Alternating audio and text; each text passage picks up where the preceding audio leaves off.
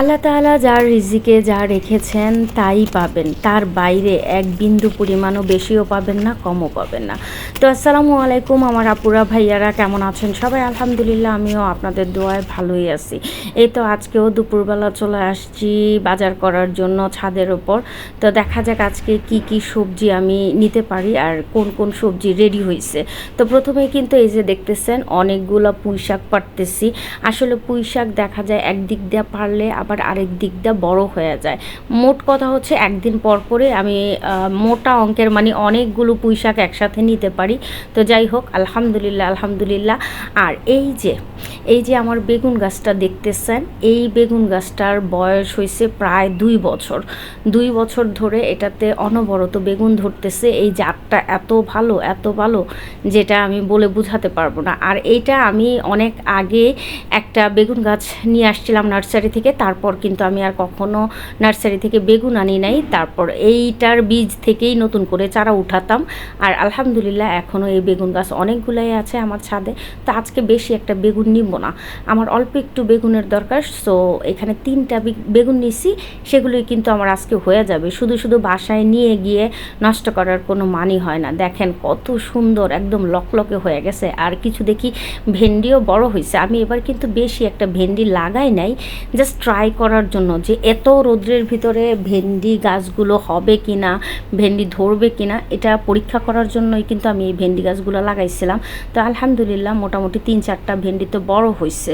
আর দেখেন পুঁই শাকগুলো এত তাজা ফ্রেশ লকলকে, মন চায় কাঁচাই খেয়ে ফেলতে। সত্যি কথা, ঢাকা শহরের থেকে যে কেমিক্যাল মুক্ত সবজি খেতে পারতেছি, আমার বাচ্চাদেরকে খাওয়াইতে পারতেছি, আশেপাশে যারা আছে তাদেরকেও দিতে পারতেছি, এটা আসলে আমার একটা ভাগ্য।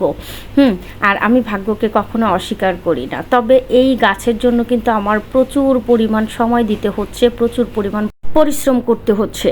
তবে আমি পরিশ্রম করতে কিন্তু আসলেই ভয় পাই না, কাজকেও ভয় পাই না। আলহামদুলিল্লাহ আমি যথেষ্ট পরিমাণ পরিশ্রমী এবং কাজ করতে পছন্দ করি।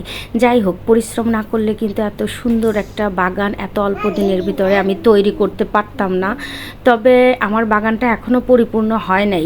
আল্লাহ তাআলা যদি চায় অবশ্যই 2-1 বছরের ভিতরে আমার বাগানটাকে আমি পরিপূর্ণ করব, কারণ এখনও অনেক ফল গাছের বাকি আছে। আর এই যে মরিচ গাছটা সত্যি অনেক অনেক অনেক সুন্দর। এইটার মরিচগুলা 3 কালারের। মোট কথা হচ্ছে একটা গাছের মরিচ হচ্ছে 3 কালারের।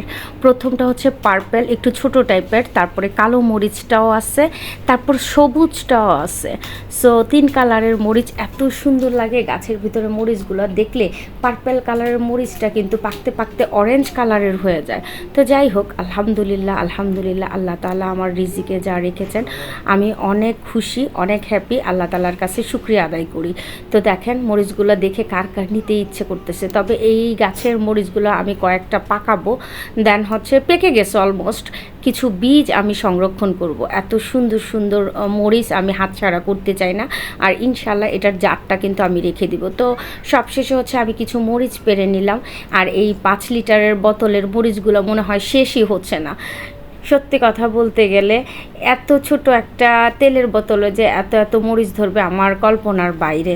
তো যাই হোক, সবই আল্লাহ তাআলার দেয়া দান, আমার জন্য রহমত। তো এই মরিচগুলো আমি পেরে নিব, আজকে এগুলোই রান্না করব। সত্যি কথা বলতে গেলে বোম্বাই মরিচও অনেকগুলো নিয়েছি।